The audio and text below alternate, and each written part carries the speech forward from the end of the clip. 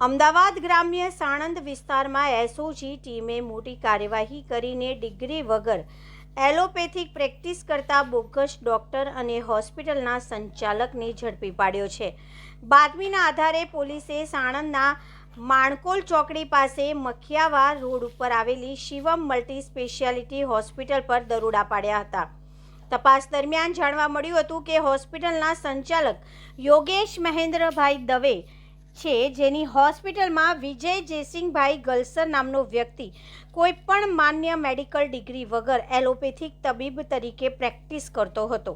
પોલીસે દરોડા દરમિયાન અલગ અલગ કંપનીઓની એક્સપાયર થઈ ગયેલી દવાઓનો મોટો જથ્થો પણ જપ્ત કર્યો હતો, જેની કિંમત આશરે 1288 રૂપિયા આંકવામાં આવી છે।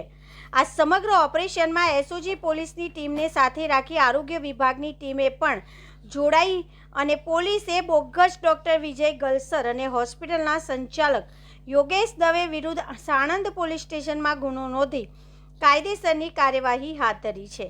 આ સફળ કામગીરીમાં police inspector SN Ramani, ASI Gopalsinh, Sardarsinh, Yograjsinh Nagbha તથા અન્ય પોલીસ સ્ટાફ અને આરોગ્ય અધિકારીઓનો ટીમનો સમાવેશ થયો હતો।